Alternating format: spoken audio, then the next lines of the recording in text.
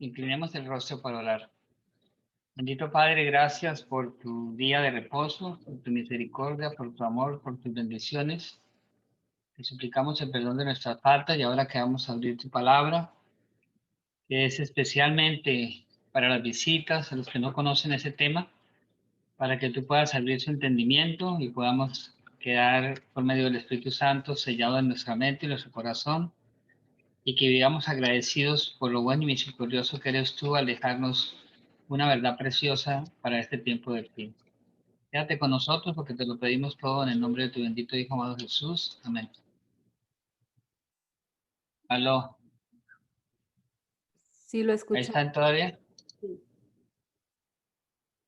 Ok, hermanos, yo estuve pensando en las visitas.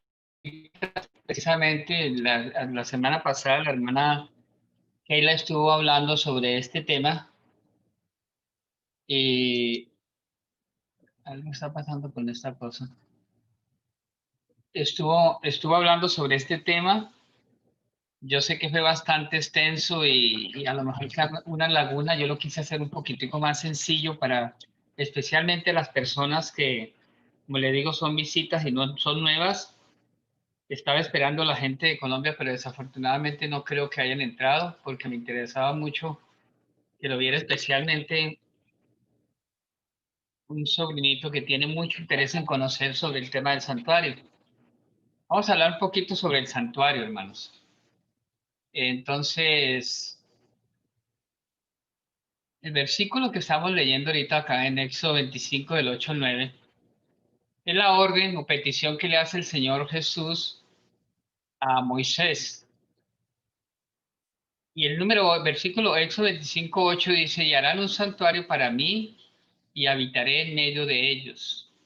9, conforme a todo lo que te muestre el diseño del tabernáculo y el diseño de todos sus utensilios, así haréis. Como pueden ustedes notar aquí algo bien interesante. El Señor le dice, conforme al diseño que yo te muestre. O sea que si el Señor le está mostrando algo a Moisés, es porque ya existe un diseño, ¿verdad? Porque le está poniendo un ejemplo. Le dice, te voy a mostrar algo y quiero que lo hagas tal y conforme al que te voy a mostrar. Es importante que tengamos esto en mente. ¿Ok? Y yo hice unas fotos que es más fácil entenderlo, donde nos muestra paso a paso lo que era el santuario. Este es el santuario terrenal. No se ven muy bien las slides porque las tuve que agrandar y pierden un poquito de claridad. No sé si alcancen a ver aquí a la entrada. Hermana, ¿se ve el cursor de mi computador o no lo alcanzan a ver? Sí se mira, hermano. Ok, ok, esa es la entrada. Esa es la entrada, por aquí entraban. Esto que vemos aquí es el altar del sacrificio. Aquí alcanzamos a ver animalitos cuando llegaba el penitente a traer su animalito para ser sacrificado. Lo degollaban regularmente y el sacerdote en ese momento tomaba sangre en una vasijita y entraba. Aquí falta algo, aquí falta la fuente, o sea, donde se lavaba el sacerdote antes de entrar realmente a lo que era el tabernáculo en sí. Ok, aquí vengo a una más ampliada. Aquí se ve activo el altar del sacrificio. Aquí se ve la puerta abierta, pero quiero que noten algo. ¿Se dan cuenta toda esa cantidad de chocitas, casillas, casitas que habían alrededor del tabernáculo? Regularmente casi nunca hablamos de eso, pero esas son las 12 tribus de Israel que estaban puestas de 3 tribus a cada lado, tres a este lado, tres a la parte de atrás, tres al lado de acá y tres al frente. Es decir, eran las 12 tribus de Israel. Es bien importante también tener en cuenta ese detalle. Si tienen preguntas, por favor. Ok, aquí vemos el tabernáculo abierto, abierto, ¿verdad? Aquí está el sumo sacerdote con su vestidura especial para poder entrar el día, especialmente el día de expiación, que vamos a ver eso más tarde. Ok, el sacerdote después de que tenía la sangre, entraba a este sitio. Aquí vemos la mesa de los panes de la proposición, aquí vemos el candelabro y aquí tenemos el altar del incienso, que siempre estaba prendido, que tenía dos funciones importantes. Primero, representaba la oración que subían a los santos, y también tenía que ver mucho con el ambiente, con el aroma, con el olor dentro del santuario. ¿Por qué? Porque cuando entraba el sacerdote aquí hasta esta cortina que ustedes ven aquí, esta es una cortina que había ahí y que representaba que cuando el sacerdote llegaba aquí, se paraba y esparcía la sangre encima de esa cortina. ¿Ok? Entonces, lógico que la sangre no tiene un buen olor. Ahora imagínese usted con mucho tiempo. Eso, el incienso también servía, era un incienso fuerte que servía para el asunto del olor también. Entonces, recuerden, habían dos servicios, el servicio matutino y el servicio vespertino. Servicio matutino a las 9 de la mañana llegaban los penitentes con sus animalitos, depende el dinero que tuviera, a veces era sacrificios de harina o tortolitas, pero regularmente era una ovejita que llamamos nosotros, ¿no? Un carnerito. Entonces, a las 9 de la mañana hacían el sacrificio y el sacerdote tenía que entrar y derramaba la sangre sobre este velo. Importante que recuerden también el velo. ¿Por qué tenía que hacer eso el sacerdote? Porque la escritura dice que sin derramamiento de sangre no hay perdón de pecados. Entonces tendría que hacerse siempre así, ¿ok? En la tarde, a las 3 de la tarde, también recuerden esa hora, a las 3 de la tarde se hacía también un segundo sacrificio. Y este mueble que ven ustedes aquí en la parte de adentro, detrás, esto aquí está cortado así, pero realmente está tapado y la cortina llega hasta este lado, ¿no? O sea, no se veía este espacio que había acá, que es el arca del pacto. ¿Qué había dentro del arca del pacto? Mira, aquí estamos viendo el sacerdote cuando llega ahí en el velo, derrama la sangre del penitente para perdón de los pecados. ¿Eh? Aquí vemos el candelabro, la misma mesa, el altar ¿cómo se llama este? Bueno, y en este de aquí está el arca del pacto que no se veía, ¿ok? Ok. Veamos estos se llaman los machos cabríos que podemos encontrarlo en Levítico 16, 8 y 10. Les estoy mostrando lo que participaba regularmente en un servicio. Eso que estamos viendo aquí se hacía una vez al año. Una vez al año cuando el sumo sacerdote traía dos machos cabríos. ¿Ok? Uno era para imponer sus manos, él confesar sus pecados y era sacrificado para cuando él entrara, ya no al lugar santo, sino al lugar santísimo, una vez al año, él fuera limpio de pecados. Y se quedaba el otro macho cabrío que se llama macho cabrío Azazel, y ahorita les voy a explicar qué hacían con ese macho cabrío y qué es lo que representa. Ok. Ese es el arca del pacto, la que está dentro del lugar santísimo, donde se paraba el sumo sacerdote únicamente una vez al año. Ese es el arca del pacto. Estos son dos ángeles inclinados, con sus alas se tocaban unos a otros, y esto que se ve brillante aquí en la parte, en medio de los dos ángeles, se llamaba la chequina. Era la presencia de Dios manifestada en una gloria, manifestada en una luz intensa.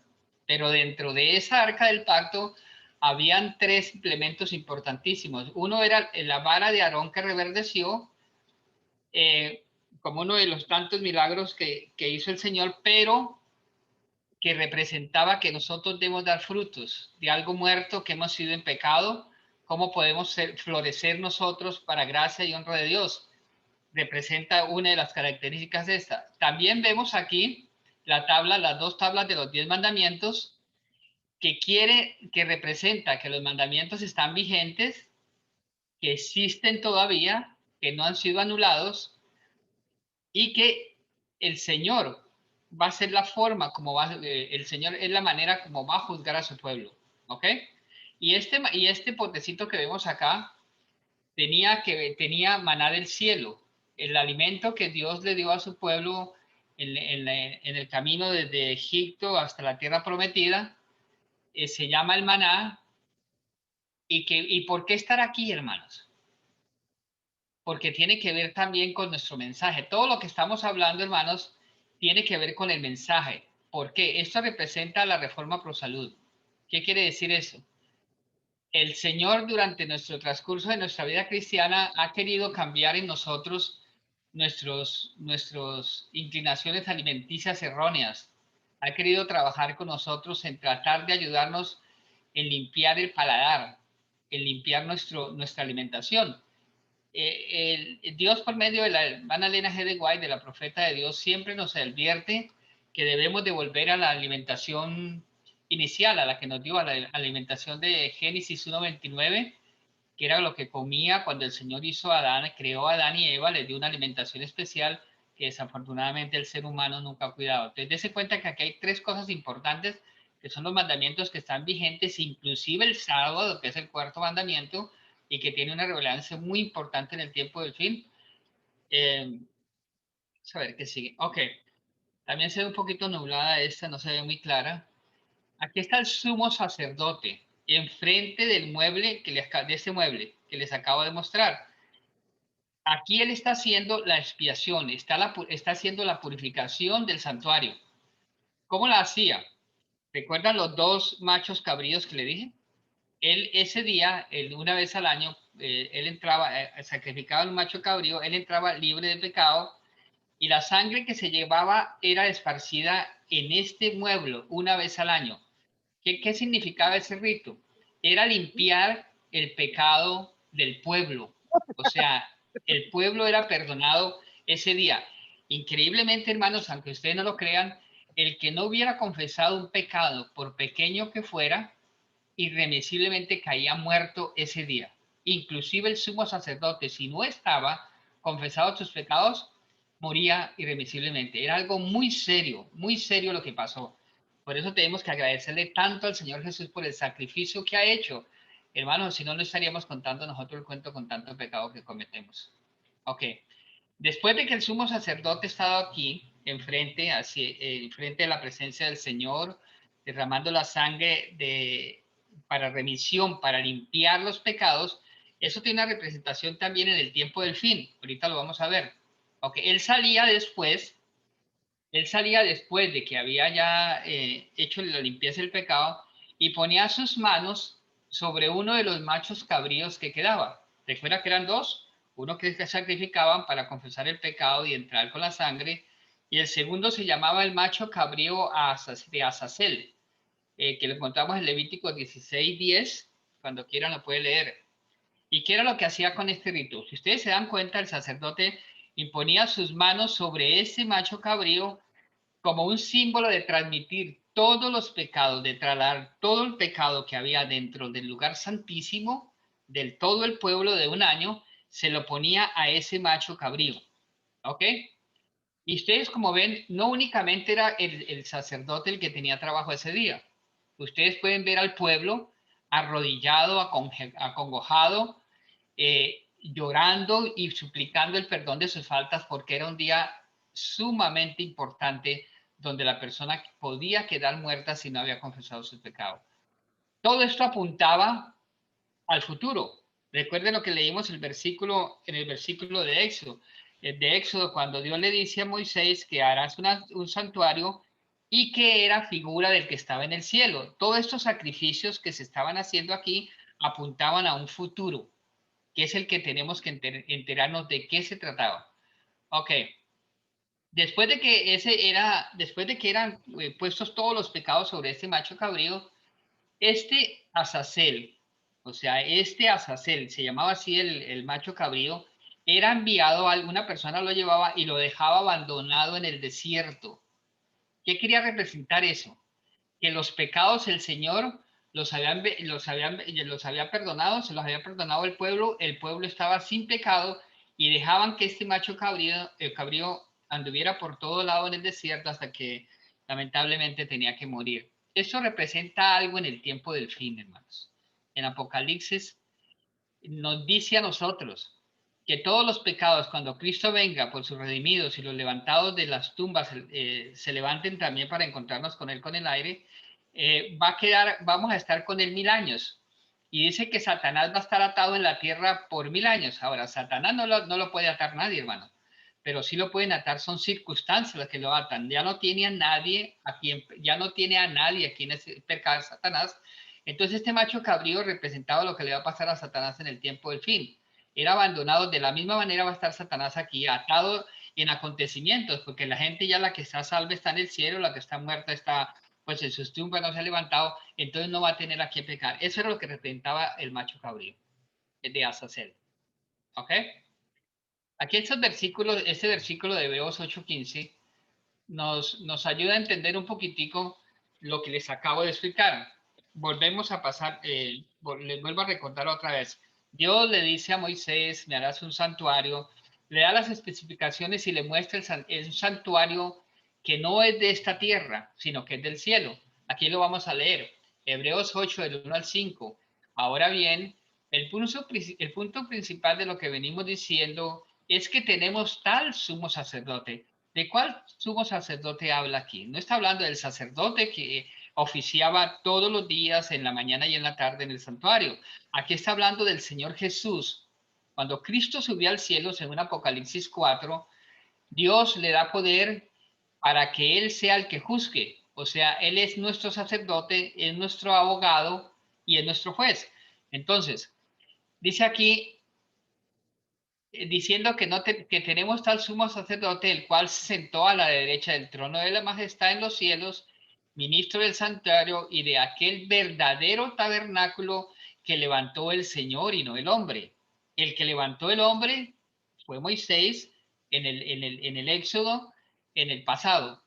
Este que estamos viendo aquí es donde habita Jesús, donde vive Jesús, y donde está en estos momentos haciendo una obra muy especial, la misma que hacía el sacerdote una vez al año, enfrente del mueble que tenía los tres elementos que les dije, la vara de Aarón que reverdeció, el maná y los 10 mandamientos. De la misma manera está el Señor Jesús limpiando el santuario. ¿Qué quiere decir con eso? Que están pasando los casos de cada uno de los fallecidos, de los que estaban fallecidos, y están siendo juzgados porque en este momento hay un juicio. Y en cualquier momento, no sabemos exactamente cuándo puede pasar el de nosotros también. Esto es algo bien serio, hermanos. Ahora, mire lo que dice el versículo 3, porque todo sumo sacerdote está constituido para presentar ofrendas y sacrificios, por lo cual es necesario que también éste tenga algo que ofrecer. Así que si estuviese sobre la tierra, ni siquiera sería sacerdote, habiendo aún sacerdotes que presentan las ofrendas según la ley, los cuales sirven a lo que es figura y sombra de las cosas celestiales. Aquí nos está diciendo, hay algo celestial que fue imitado aquí en la tierra para que nosotros lográramos entender el plan de redención en el santuario. Como le advirtió a Moisés cuando iba a erigir el tabernáculo, diciéndole, mira, haz todas las cosas conforme al modelo que se te ha mostrado en el monte. Dese cuenta que no fue idea de Moisés, fue idea de Dios, y las especificaciones para hacerlo se las dio directamente Dios. O sea que ese santuario terrenal, para nuestra poca y pobre imaginación, nos está mostrando a nosotros cómo es que tenía que hacer el sacrificio, porque todo el santuario habla del sacrificio, del plan de redención que Cristo tenía para nosotros o tiene para nosotros. Ok. Hermanos, este versículo es bien importante porque como iglesia nosotros, como iglesia remanente del tiempo del fin, Dios nos ha dado unas bendiciones muy especiales, hermano. Tenemos un mensaje especial para el tiempo del fin, con un propósito especial de ser luz para este mundo que fallece, este mundo que perece en la ignorancia. Hay una bestia en el capítulo 13 de Apocalipsis que le da de beber del vino de fornicación a todo el mundo. Y el mundo cristiano desafortunadamente ha bebido de ese vino, que son doctrinas falsas, que quiere decir confusión, y está confundido. Nosotros, como conocedores del Señor, siempre ha tenido un remanente. Ha llamado a su iglesia para predicar un mensaje directo, un mensaje no únicamente de fábulas, de cuentos, de chistes, como a veces escuchamos inclusive en nuestros mismos púlpitos. Mire lo que dice este versículo, lo que dice el apóstol Pablo a su querido hijo en la fe, Timoteo.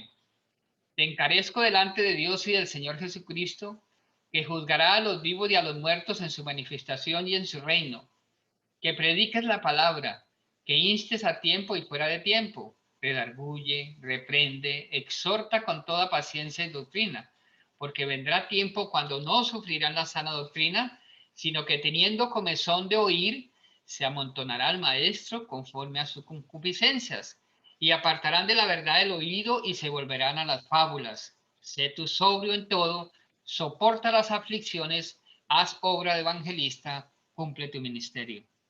Tremendo mensaje, hermanos, para alguien que conoce la verdad.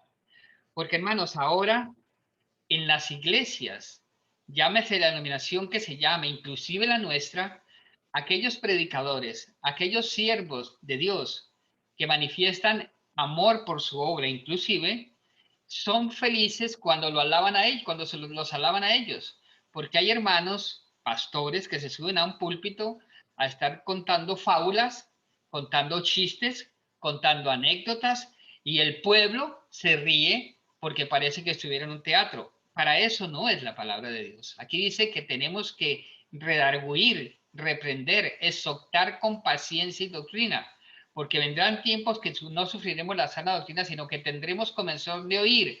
Eso habla como cuando usted se está quitando su agua que le cae en la hora de bañarse con un copito de esos Johnson, que siente rico, que se siente bien suave, le está arrancándose uno eso ahí, que a propósito no debemos de hacer eso porque es peligroso. Entonces siente esa sensación como de tranquilidad, como de relajamiento. Eso es lo que está diciendo. Nos queremos sentar en nuestras iglesias a que nos hablen de que somos salvos como estamos, que en el pecado podemos triunfar y ponen música que nos agrade, que nos acuerde del movimiento de nuestros cuerpos en la época que estábamos en el mundo han hecho y hemos hecho de los púlpitos un sitio de recreación, un sitio donde hacemos reír a la gente. Entonces, aquí el apóstol Pablo le está diciendo a Timoteo que si nosotros estamos haciendo eso, en lugar de estar predicando la verdad, en lugar de estar contando fábulas y cuentos y historias de mi vida personal, ¿a quién importa la historia de mi vida personal? Aquí lo que importa es que tenemos que hacerle entender a la gente que Cristo viene por un pueblo que tiene que estar listo, un pueblo que tiene que hacer un cambio, que tiene que reflejar el carácter de Cristo.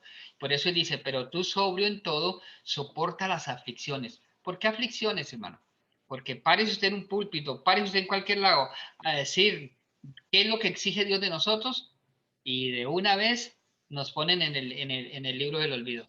Entonces, sé sobrio, soporta las aflicciones. Es la obra de evangelista y cumple tu ministerio. Un mensaje tremendo. Okay. Y yo quiero entablarme en esto un poquito aquí, en un mensaje que es bien importante. Sé que tengo poco tiempo, porque la hermana Keila me quitó la mayoría. Entonces vamos a hablar claro de esto. El mensaje de la iglesia adventista está centrado, hermanos, primero en el santuario. Es la única iglesia, la única denominación que habla sobre el santuario, que lo tenemos como doctrina. Es una doctrina bíblica porque nos muestra qué es lo que está pasando en la verdad presente. Quiero explicarles qué es verdad presente rapidito. La verdad presente en la época del Señor Jesús, en la época que vino Jesús a la tierra, la verdad presente era venir Jesús por los pecadores. La época del Señor Jesús, la verdad presente era Juan el Bautista anunciando la venida de Cristo. La verdad presente en la época de la cruz fue la muerte y resurrección de Cristo.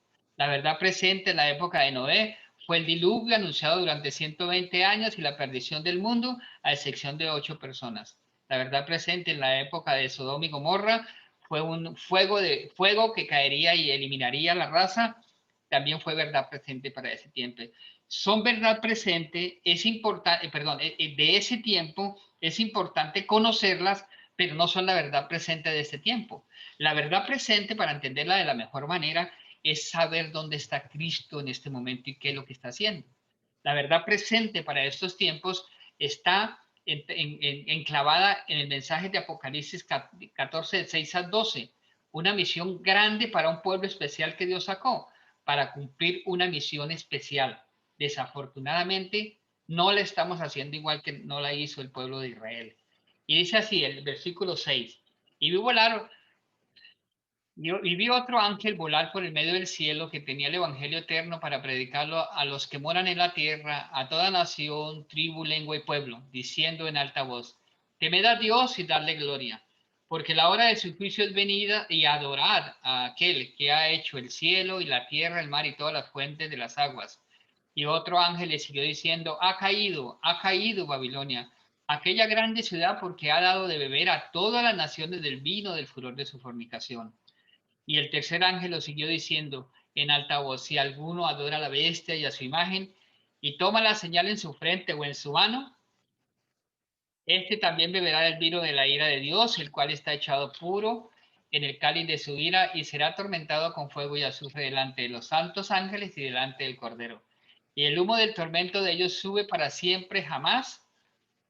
Y los que adoran a la bestia y a la imagen y a su imagen no tienen reposo ni de día ni de noche, ni cualquiera que tomare su señal de su nombre. Aquí está la paciencia de los santos, los que guardan los mandamientos de Dios y tienen el testimonio de Jesús. Tremendo mensaje. Primer mensaje, temer a Dios y darle gloria y adorar a aquel. Primer mensaje, temer a Dios. Ahorita vamos a ver qué es temer, darle gloria y adorar a aquel. Los que no hacen el primer mensaje, los que no cumplen con las condiciones, porque son mensajes seguidos, uno sigue al otro, viene el segundo mensaje.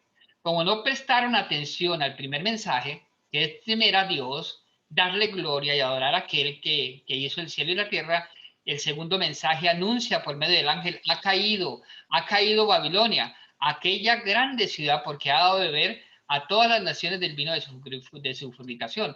Aquí está hablando de un imperio, de una iglesia que le está dando doctrinas equivocadas a la gente y la gente le ha creído más a ellas. Como no aceptaron el mensaje del primer ángel, en el segundo ángel cae. Y el tercer ángel lo que hace es, si alguno adora a la bestia y a su imagen y toma la señal en su frente o en su mano, es decir, si pertenecemos a esa iglesia y somos sellados en esa iglesia, quiere decir que nos vamos a perder, para hacerlo un poquito más directo y más breve. Es decir, ese vino que está repartiendo esta institución, del cual ha bebido casi todas las iglesias, es la que está haciendo llevar la contraria al Señor, porque no están obedeciendo a Dios, porque no le están dando honra y gloria y porque no le estamos adorando. Y hay un grupo en el versículo 12 que dice que hay unos que son pacientes, que guardan los mandamientos y tienen la fe de Jesús. Un grupo especial que van a ser las primicias para este tiempo, los 144,000 que estarán predicando el evangelio del último tiempo, porque han sido fieles a su verdad. Ok. Vamos a desglosar un poquito lo que dice el mensaje del primer ángel. ¿Qué es lo que quiere decir temer? Temer no quiere decir el temor que nos tienen nuestros hijos a veces a nosotros, o nuestra esposa o nuestro esposo, porque los gritamos y los regañamos. Este temor es diferente. A Dios no hay que tenerle miedo, porque él no quiere asociar, él quiere solo obediencia. Y mira lo que dice en Éxodo 34:29. Y aconteció que descendiendo Moisés del monte Sinaí con las dos tablas del testimonio en su mano, al descender del monte, no sabía Moisés que la piel de su rostro resplandecía después de que hubo hablado con Dios. O sea que temer a Dios me habla a mí de obediencia. Mira lo que dice Juan 1:14. Y aquel verbo fue hecho carne y habitó entre nosotros y vimos su vida, su gloria como unigénito. Aquí está hablando del temor de obediencia, pero está también de hablar de lo que reflejamos el carácter de Cristo en nuestra vida, que viene a ser darle gloria. Mateo 5:16. Aquí habla de darle gloria. Temor es obediencia. Acuérdense, hermano, temor no es miedo. Temer a Dios es obediencia a lo que Él quiere que se haga en su palabra. En Mateo 15, versículo 5:16 nos dice, así alumbre vuestra luz delante de los hombres para que veáis vuestras obras y glorifiquen a vuestro Padre que está en los cielos. ¿Cómo podemos temer a Dios? Temer a Dios por la obediencia. ¿Cómo podemos glorificar a Dios? Reflejando su carácter, reflejando lo que aprendemos en la palabra diario, reflejarlo como ejemplo, como testimonio a aquellos que nos ven a nosotros. Segunda de Corintios 3:8. Por tanto, vosotros todos mirando de cara a cara, mirando a cara descubierta como un espejo la gloria del Señor, somos transformados de gloria en gloria. ¿Cómo somos transformados, hermano? De gloria en gloria, en la misma imagen, como por el Espíritu del Señor. Somos transformados con lo que vemos, con lo que hablamos, con lo que leemos, con lo que escuchamos. Es la forma que el Señor usa por medio del Espíritu Santo para transformar nuestra vida.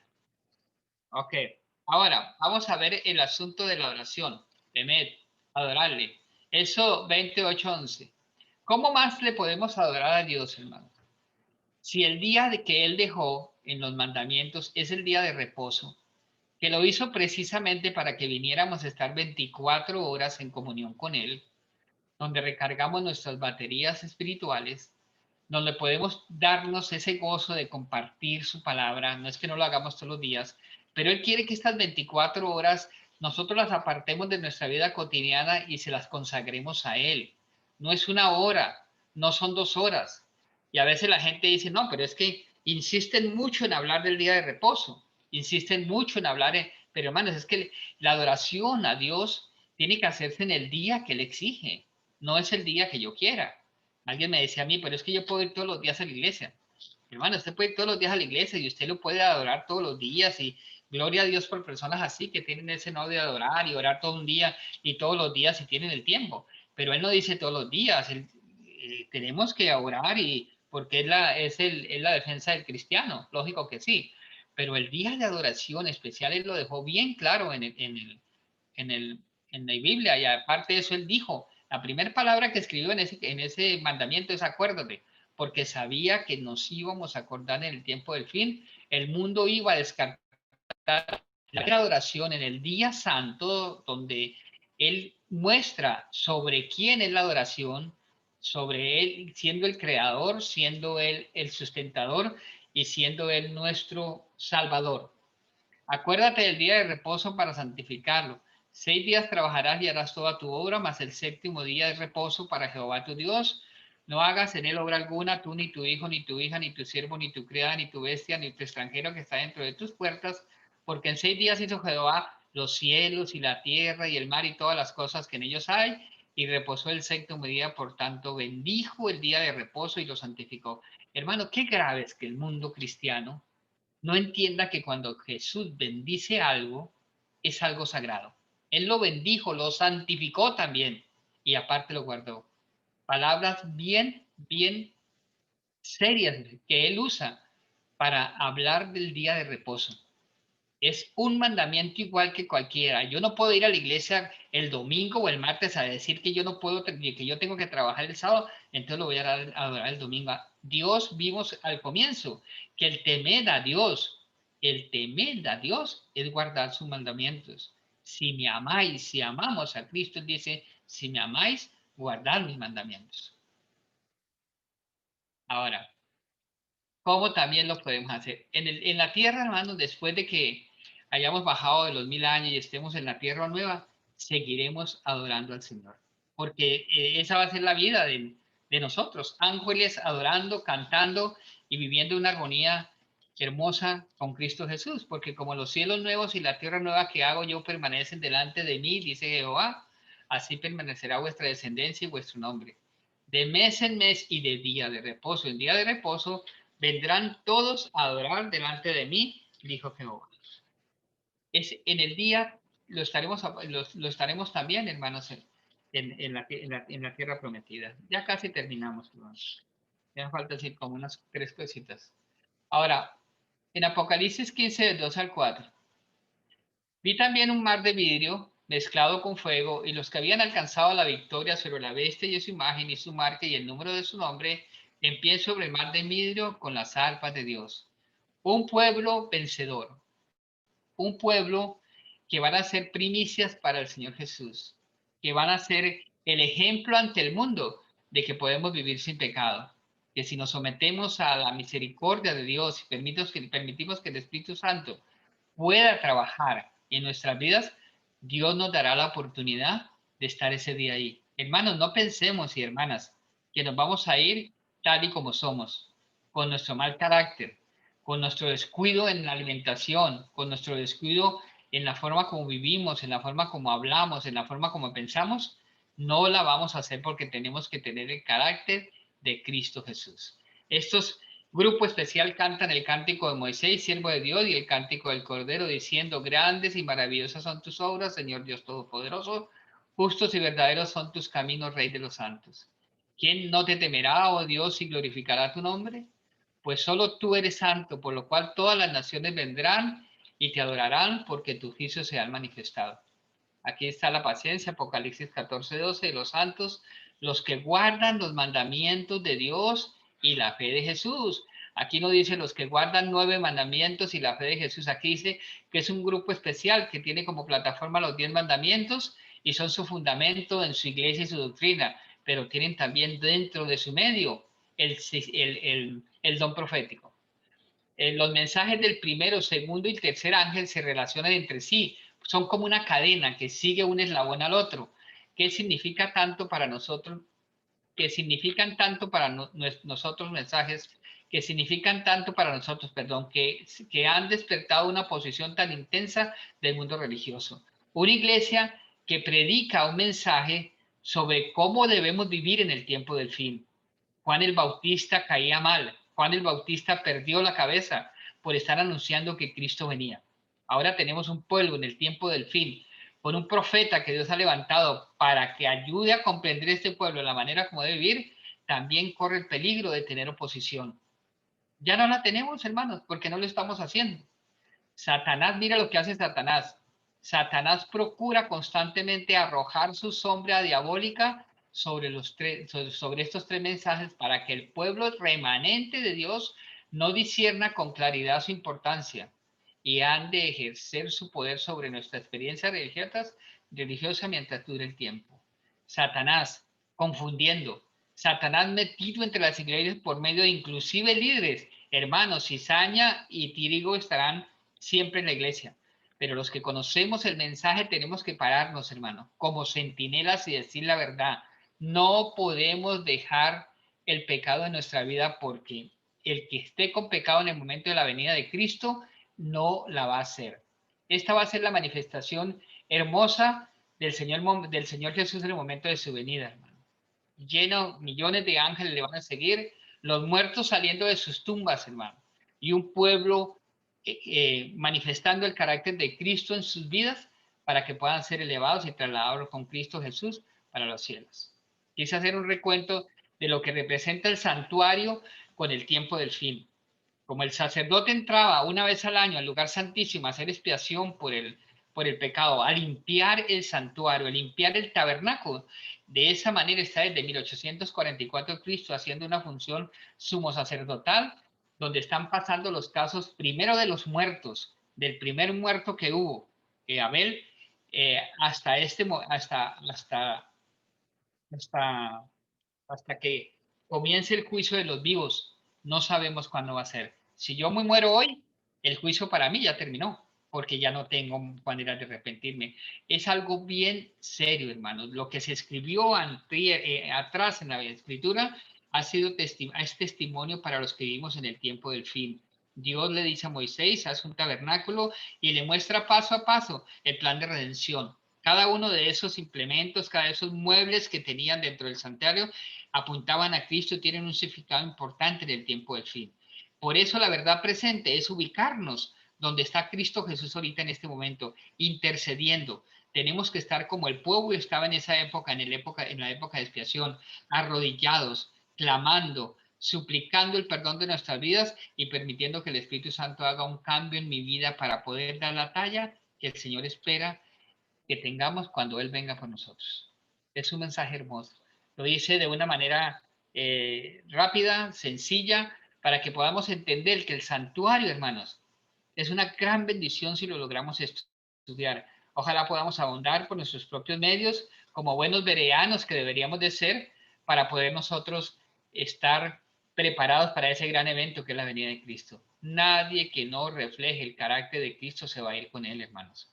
Es mentira lo que nos dicen o le dicen en otras denominaciones de los púlpitos, que podemos seguir pecando hasta que Cristo venga, que tan pronto Cristo venga nos va a arrebatar y que en el cielo, en el camino a irnos con Él, se nos va a limpiar este cuerpo. Lo único que va a pasar es que vamos a ser transformados. Esto mortal en inmortal, es lo único que pasa, hermanos. Pero de esta vida tenemos que salir completamente con el carácter de Jesús. Lo vemos inalcanzable, sí, hermanos. Porque yo, pecador, no puedo guardar ni siquiera un mandamiento, porque no puedo, ni me serviría para nada. Pero si Cristo está en mi vida, si Cristo maneja mi vida, si Cristo vive en mí, todo lo puedo en Cristo que me fortalece. Espero que les haya gustado. Si tienen preguntas, hermanos, será otra oportunidad porque ya me pasé 5 minutos, pero espero que el Señor nos bendiga y que podamos grabar parte de esto que es muy importante en conocer, especialmente, hermano, que lo que se escribió ayer se vuelve a repetir y está escrito para los que habitamos en el tiempo del fin. Feliz sábado, feliz semana. Dios me los bendiga y proteja siempre.